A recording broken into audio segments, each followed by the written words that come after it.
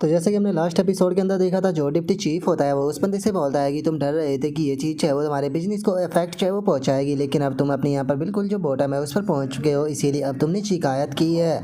और अब deputy chief की इस बात को सुनते के साथ ही जो वो बंदा होता है वो भी बहुत ही ज़्यादा हैरान जो है वो रह जाता है, और उसे अब कुछ भी समझ में नहीं आता कि वो डिप्टी चीफ को क्या जवाब दे। तभी जो डिप्टी चीफ होता है वो उस बंदे से बोलता है कि तुमने बताया कि 3 लोग जो है वो कल गायब हुए हैं, और उससे अलग एक और बंदा और उससे पहले भी एक और बंदा गायब हुआ है, जिसका मतलब है कि जो तुम्हारा हंटिंग हाउस है वो टोटल 5 लोगों को खा चुका है। कहीं ऐसा तो नहीं कि ये चीज़ जो है वो कुछ और नहीं बल्कि अपोलो क्लिप्स के साइन है। और अब इतना बोलते के साथ ही जो डिप्टी चीफ होता है वो अपनी टीम के साथ में जाने ही लगता है, और अपनी टीम के साथ में जाते हुए बोलता है कि ठीक है, हमारी स्पेशल टास्क ब्यूरो जो है वो इस मैटर को हैंडल करेगी।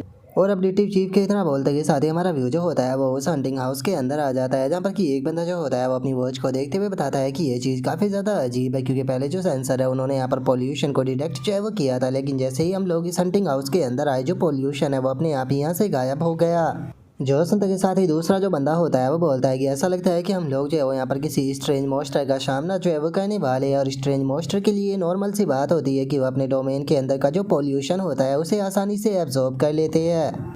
जो सुनकर वो पहला बंदा जो होता है वो भी इधर उधर देखने लगता है, इधर उधर देखते हुए बोलता है कि पता नहीं क्यों लेकिन ये रूम जो है उसके काफ़ी ज़्यादा अलग है जिस मैप को हमें डायरेक्टर ने दिया था। और अब इतना बोलते के साथ ही वे लोग जो होते हैं वो चारों तरफ फैलने लगते हैं, और हम देखते हैं कि ऊपर से कुछ पेपर भी जो होते हैं वो गिर रहे होते हैं, लेकिन तभी एक बंदे के पास में अचानक से कोई चीज़ जो होती है वो आ जाती है, और हम देखते हैं कि वो चीज़ जो होती है वो बहुत डरावनी होती है, जो कि सीधे उस बंदे के मुंह के पास में आकर गिर जाती है। जो देखते ही वो बंदा भी बहुत ज़्यादा घबरा जाता है, और वो चिल्लाते हुए अपने स्पेयर से उसके ऊपर अटैक करने लगता है, और हमें पता चलता है कि वो चीज़ कुछ और नहीं होती बल्कि बस एक लकड़ी की डोल होती है। और अब उस डोल को देखने के बाद में उनके साथ वाली जो लड़की होती है वो उस लड़के से बोलती है कि वो बस एक डोल थी, तो क्या तुम्हें इतना ज़्यादा दिखावा करना ज़रूरी था। जो सुनते के साथ ही वो बंदा जो होता है उस लड़की से बोलता है कि डैमिट, मुझे तो लगा था कि ये सच की कोई भूत होगी। और उनके इतना बोलते के साथ ही वो चश्मे वाला लड़का जो होता है वो अपनी वॉच को देखते हुए बताता है कि सभी लोग जो है वो तैयार हो जाओ, क्योंकि पोल्यूशन का जो सोर्स है वो हमारे करीब आता जा रहा है। और उस चश्मे वाले बंदे के इतना बोलते के साथ ही अचानक से उनके पीछे हमें एक काफ़ी पावरफुल धमाका देखने के लिए मिलता है, जो देखते के साथ ही जो लुंजी होता है वो अपने पास से शील्ड को निकाल कर जो वो अटैक होता है उसे रोकने लगता है, लेकिन तभी एक मॉन्स्टर आकर सीधे लुंजी के ऊपर अटैक करता है, जिससे कि लुंजी भी अपनी शील्ड से डिफेंड कर लेता है। और अटैक को रोकने के साथ में ही जो लुंजी होता है वो शील्ड से ही उस मॉन्स्टर के ऊपर अटैक कर कर उसे वहाँ से थोड़ा पीछे कर देता है। और इस चीज़ को देखने के बाद में वो चश्मे वाला बंदा जो होता है वो हैरान होते हुए बोलता है कि ये तो 3 स्टार का मॉन्स्टर है, जिसके अंदर की अटैक और डिफेंस दोनों की ही पावर होती है। इससे अलग इसकी जो रीजनरेशन की एबिलिटी होती है वो भी बहुत ही ज़्यादा पावरफुल होती है। और उसके इतना बोलते के साथ ही उसका एक साथी जो होता है वो सीधे जाकर मॉन्स्टर के ऊपर अटैक कर देता है। मॉन्स्टर के ऊपर अटैक करते हुए बोलता है कि मुझे इस चीज़ से कोई चिंता नहीं है, ये यहाँ पर 5 लोगों को टोटल खा चुका है, तो इसीलिए मैं इस मॉन्स्टर को हर हाल में मार कर रहूँगा। मुझे यकीन है कि मेरे एक्स्ट्रा ऑर्डिनरी वेपन के सामने ये नहीं टिक पाएगा। और उस बंदे के इतना बोलते के साथ ही जो चश्मे वाला बंदा होता है वो फनी सा फेस बनाते हुए बताता है कि इसकी वीकनेस जो है उसका सर है, तो तुम्हें इसके सर के ऊपर अटैक करना चाहिए था। जो सुनते के साथ ही तो अब उस मॉन्स्टर के ऊपर अटैक करने वाला जो बंदा होता है वो भी काफ़ी ज़्यादा घबरा जाता है, घबराते हुए बोलता है कि 1 मिनट, तुमने ये बात जो है वो मुझे पहले क्यों नहीं बताई। जो सुनकर वो चश्मे वाला बंदा जो होता है वो गुस्से में चिल्लाते हुए उसे बोलता है कि बेवकूफ़ कहीं कि तुमने मेरी बात को मुझे कंप्लीट करने ही कहा दिया है। उसके सर के ऊपर अटैक करो, उसकी वीकनेस है उसका सर है। और उसके इतना बोलते के साथ ही हम देखते हैं कि उसका स्पेयर जो होता है वो उस मॉन्स्टर के बॉडी के अंदर फंस चुका होता है। लेकिन तभी उनके साथ वाली जो लड़की होती है वो अचानक से अपनी जो फायर होती है वो कर देती है, जिस कारण हम देखते हैं कि उसकी ब्लड जो होती है वो सीधे उस मॉन्स्टर के सर के आर पार हो जाती है। और अब उस मॉन्स्टर को मारने के बाद में जो वो लड़की होती है वो थोड़ा स्टाइल मारते हुए बोलती है कि सच बता रही हूँ, 3 स्टार का जो ये मॉन्स्टर था इससे मैं बहुत ज़्यादा डिसअपॉइंट हुई हूँ, ये तो मेरे सिंगल शॉट से ही मर गया। और अब उस लड़की की इस बात को सुनकर वो स्पेयर वाला लड़का जो होता है वो भी फनी तरीके से उस लड़की की तरफ देखने लगता है, और उस लड़की की तरफ देखते हुए उससे बोलता है कि ऐसा इसीलिए हो पाया है क्योंकि मेरे स्पेयर के कारण जो उसकी मोमेंट थी वो एक जगह पर रुक गई थी, जिस कारण तो उसे क्लियरली यहाँ पर शॉट जो है वो कर पाई। और उस लड़के के इतना बोलते के साथ ही जो चश्मे वाला लड़का होता है वो उन लोगों से बोलता है कि यहाँ पर सभी लोगों ने साथ में मिलकर जो है वो काम किया है, तो इसीलिए तुम कह सकते हो कि ये हमारी पूरी टीम की जीत है। और इतना बोलकर वो चश्मे वाला बंदा जो होता है वो लुंजी से बोलता है कि लुंजी जाओ आसपास में जाकर चेक करो कि यहाँ पर पोल्यूशन का कोई और सोर्स तो नहीं है ना, जिसके बाद में हम लोग जो है वो कैप्टन को जाकर रिपोर्ट करेंगे। और अब उसके इतना बोलते के साथ ही हम थोड़ी देर बाद का सीन देखते हैं, जहाँ पर कि वे पांचों के पांचों जो होते हैं वो डिप्टी चीफ जो होता है उसके पास में आ चुके होते हैं और उसे सारी रिपोर्ट जो है वो बता देते हैं। और अब उन लोगों की जो रिपोर्ट होती है उसे सुनने के बाद में जो डिप्टी चीफ होता है वो उन लोगों से बोलता है कि तुम लोगों की यहाँ पर जो रिपोर्ट है उसे सुनने के बाद में ऐसा लग रहा है कि जैसे कि तुम लोग जो है वो यहाँ पर एक दूसरे के साथ में काम ना कर बल्कि फिल्म बना रहे हो। और अब इतना बोलते के साथ ही जो डिप्टी चीफ होता है वो चिल्लाते हुए जो वो स्पेयर वाला बंदा होता है उसे बोलता है कि पहन हाउ आखिर तुम यहाँ पर जो तुम्हारा लीडर है उसके इंस्ट्रक्टर को सुने बिना ही कैसे यहाँ पर एक्ट कर सकते हो? क्या तुम्हें लगता है कि तुम अपने लीडर से ज़्यादा स्मार्ट हो? जोश उनका जो पैन हाउ नाम का लड़का होता है वो डिप्टी चीफ से बोलता है कि नहीं ऐसी बात नहीं है, मुझे इसके लिए माफ़ कर दीजिए। जो सुनते के साथ ही अब जो डिप्टी चीफ होता है वो जो ली जोंग होता है उसके ऊपर चिल्लाते हुए उससे बोलता है कि ली जोंग क्या तुम ऐसे ही यहाँ पर जो अपनी टीम है उसे हैंडल करने वाले हो? आखिर तुम लोग जो है वो यहाँ पर अपनी टीम को इस प्रकार से खतरे में देखकर भी खड़े कैसे रह सकते हो? क्या तुम्हें नहीं लगता कि अभी तुम्हें अपनी टीम की मदद करनी चाहिए थी? उससे भी ज़रूरी बात यह है कि अपनी टीम को स्ट्रक्चर करने का तुम्हारा जो तरीका था वो बिल्कुल गलत था। तुम्हें यहाँ पर सबसे पहले अपनी टीम को जो वो मॉन्स्टर है उसकी वीकनेस के बारे में बताना चाहिए। एग्जाम्पल के तौर पर जो इस मॉन्स्टर से तुम्हारा सामना हुआ था तुम्हें सबसे पहले बताना चाहिए थी कि उसकी वीकनेस जो है उसका सर है, ताकि जो तुम्हारी टीम है वो पहले से ही प्रिपेयर जो है वो हो सके। उसके बाद में तुम्हें मॉन्स्टर की बाकी की जो एबिलिटी है उसके बारे में बताना चाहिए। जो सुनकर जो ली जोंग होता है वो डिप्टी चीफ से बोलता है कि ठीक है सर, मैं आपकी बात को समझ गया। जो सुनते के साथ ही जो डिप्टी चीफ होता है वो उससे बोलता है कि अगर तुम बस खड़े होकर अपनी जो टीम है उसे देखते ही रहोगे तो इन द एंड जो तुम्हारी टीम है वो सेक्रीफाइस हो जाएगी। जो सुनते के साथ ही अब जो डिप्टी चीफ होता है वो लुंची की तरफ देखने लगता है। लुंची की तरफ देखते हुए उसे बोलता है कि ठीक है लुंची, मुझे जरा तुम बताओ कि आखिर तुम अपनी जो शील्ड है उसे प्रोटेक्ट किसे कर रहे थे? और अब डिप्टी चीफ की इस बात को सुनते के साथ ही जो लुंजी होता है वो थोड़ा सा यहाँ पर नर्वस होने लगता है। नर्वस होते हुए जो डिप्टी चीफ होता है उसे बोलता है कि मैं टीममेटों को प्रोटेक्ट कर रहा था। जो उनका डिप्टी चीफ जो होता है वो गुस्से में उसे बोलता है कि तुम यहाँ पर केवल जो लिन रुओ है उसे प्रोटेक्ट कर रहे थे। मुझे ये बताओ कि क्या यहाँ पर सभी लोगों में केवल लिन रुओ ही तुम्हारी टीममेट है? जिस टाइम पर फाइट की बारी आती है तो तुम यहाँ पर केवल एक पर्सन की चिंता जो है वो नहीं कर सकते हो। तुम्हें यहाँ पर अपने सभी टीममेट जो होते हैं उन्हें प्रोटेक्ट करना होता है। तुम केवल एक स्पेशल टीममेट के ऊपर ध्यान जो है वो नहीं दे सकते हो और यही एक असली टीम वर्क होता है। क्या तुम्हें मेरी बात समझ में आ गई? और अब इतना बोलते के साथ ही जो डिप्टी चीफ होता है वो जो दोनों लड़कियां होती है उनकी तरफ देखने लगता है और उन दोनों लड़कियों की तरफ देखते हुए बोलता है कि ठीक है, अब अगर तुम दोनों की बात की जाए तो तुम में से एक तो पूरी तरह से केयरलेस थी क्योंकि वो यहाँ तक के खतरे तक को भी डिटेक्ट जो है वो नहीं कर पाई।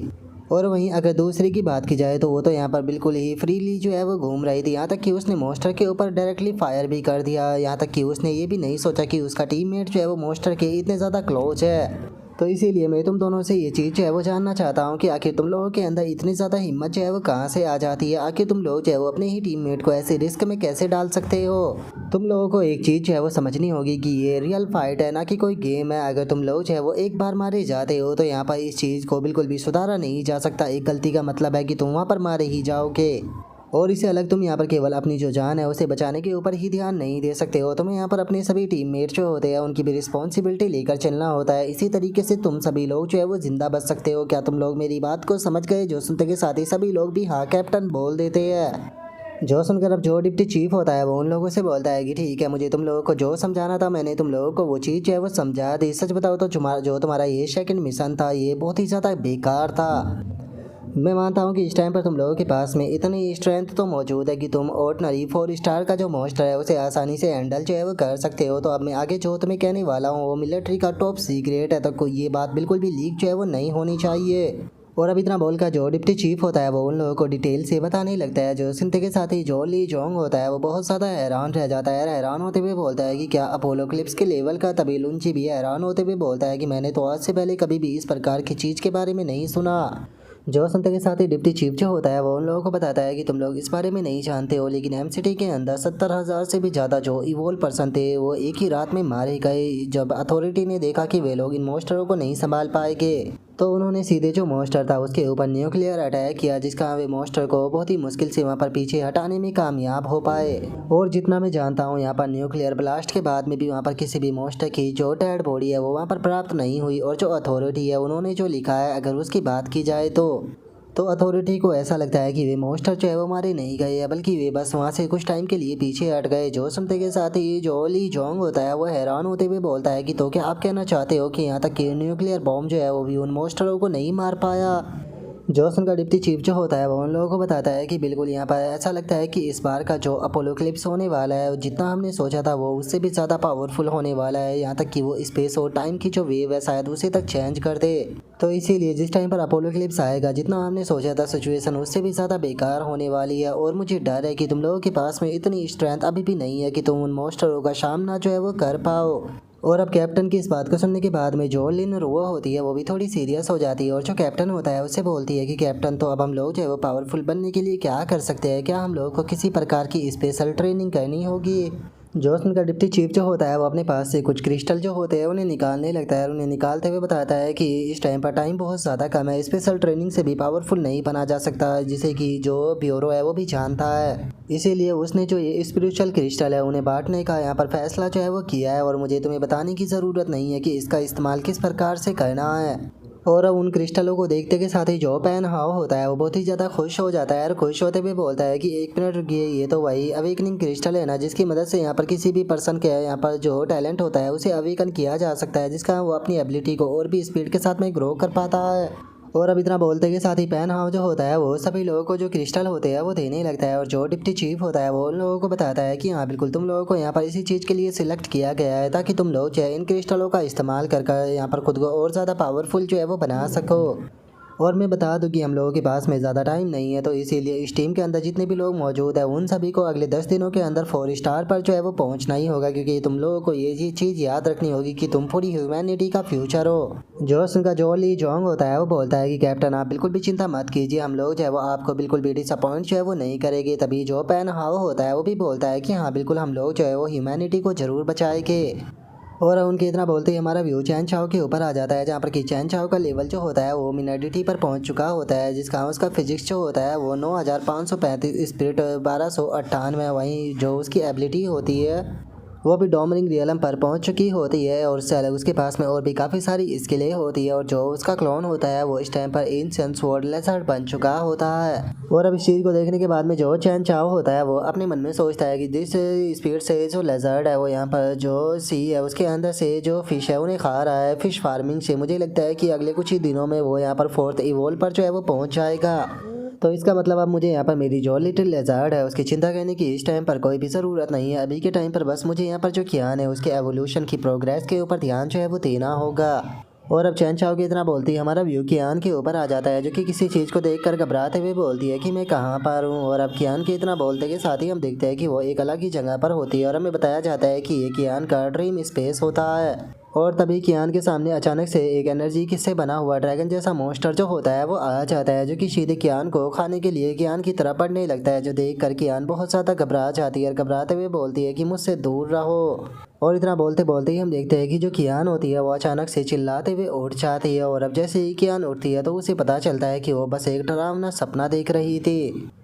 और तभी हम देखते हैं कि जो चैन चाओ होता है वो भी वहीं पर कियान के पास में बैठा हुआ होता है और वो कियान से पूछता है कि ठीक है बताओ इस टाइम पर तुम कैसा फील कर रही हो। जो सुनकर कियान को कुछ भी समझ में नहीं आता और वो चैन चाओ से पूछती है कि सीनियर आपके कहने का क्या मतलब है। और उसके इतना बोलते ही जो चैन चाओ होता है वो सीधे फुल स्पीड में एक कप को कियान की तरफ फेंक देता है और जो कियान होती है वो उसे जैसे ही अपने हाथ से रोकती है तो अचानक से वो कप जो होता है वो टूट जाता है, जिसे देखकर कियान भी हैरान रह जाती है। और जो चैन चाओ होता है वो कियान के पास में आते हुए उसे बताता है कि इस टाइम पर तुम एक इवोल्व पर्सन जो है वो बन चुकी हो, तो मुझे बताओ कि खुद को इवोल्व करने के बाद में तुम्हें कैसा जो है वो फील हो रहा है।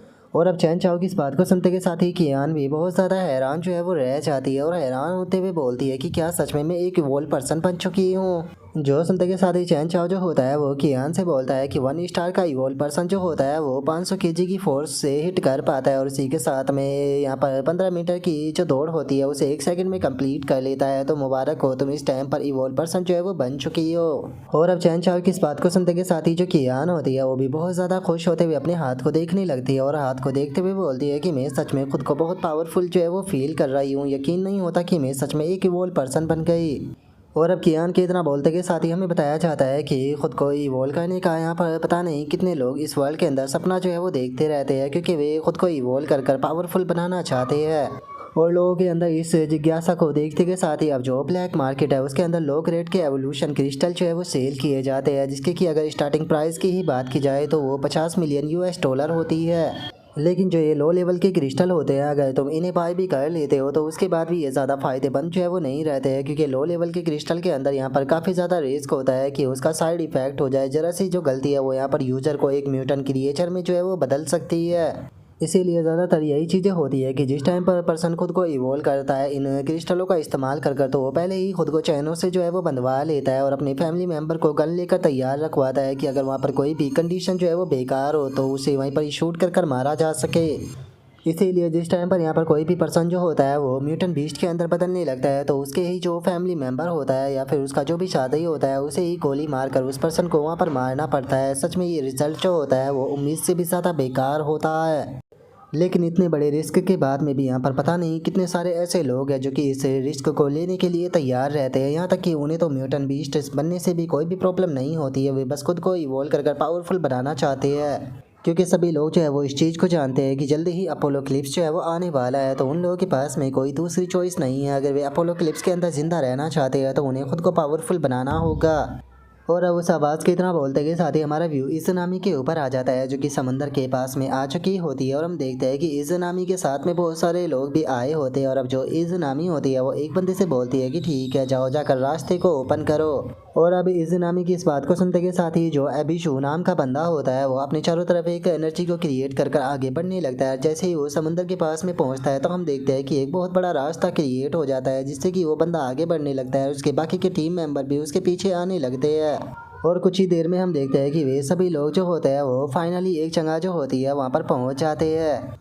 और हम देखते हैं कि उस जगह पर काफ़ी सारे जो स्केलेटन होते हैं वो भी पड़े हुए होते हैं। और हम देखते हैं कि असल में वे लोग जो होते हैं वो गॉडजिला के पास में आए होते हैं। और अब जो गॉडजिला होता है वो इस सुनामी को देखते के साथ ही जोर से रोर करने लगता है। और अब गॉडजिला को रोर करता हुआ देखकर इस सुनामी की जो साथी बहन टैन होती है वो अचानक से आगे आ जाती है। और आगे आने के बाद में वो अपनी एबिलिटी का इस्तेमाल करते हुए चिल्लाते हुए अपने साथियों से बोलती है कि ये बीस्ट जो है वो यहाँ पर जो किंग हो रहा है उसे अनलीश कर रहा है, तो इसीलिए जल्दी से सभी लोग जो है वो अपनी आंखों को बंद कर लो। और उसके इतना बोलते के साथ ही अब एक इरिना नाम की जो लड़की होती है वो अपने मास्क को हटाते हुए बोलती है कि यहाँ पर जो इसकी प्रेजेंस है वही कम से कम 9 स्टार के मैजिकल बीस्ट के बराबर है। सच में ये बीस्ट कितना पावरफुल है, ये कम से कम मोनार्च लेवल का बीस्ट होना चाहिए।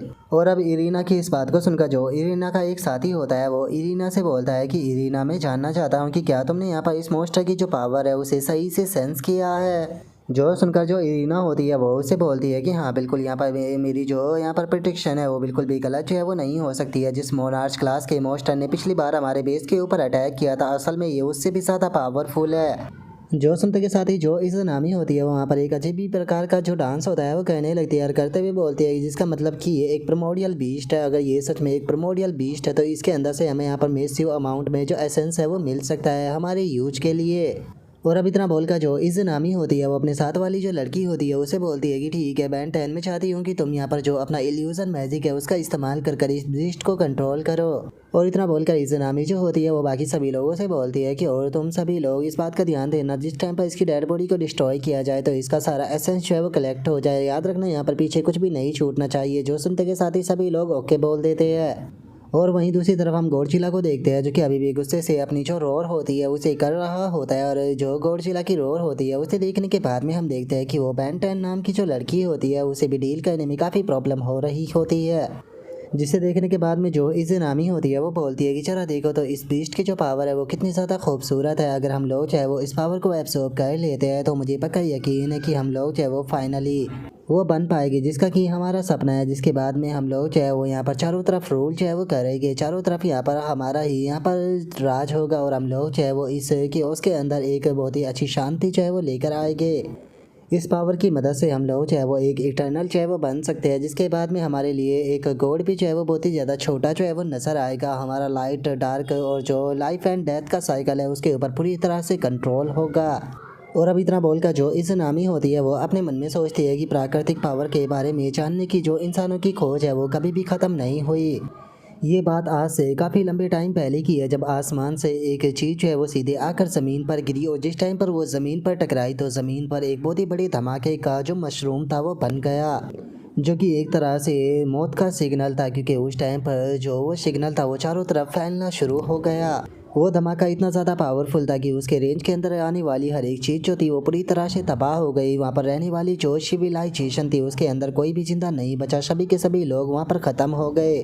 और 30 दिन और 30 रातों के बाद में फाइनली वहाँ से जो वो धूल थी वो ज़मीन पर जम गई। लेकिन इस टाइम पर पूरी जगह जो है वो बंजर हो चुकी थी, जो पहाड़ थे वो पूरी तरह से धूल में बदल चुके थे। लेकिन ऐसा नहीं था कि वहाँ पर इंसान जो है वो नहीं बच पाए। इस एक्सप्लोजन के बाद में भी कुछ लोग ऐसे थे जो कि फाइनली वहाँ पर सरवाइव जो है वो कर गए।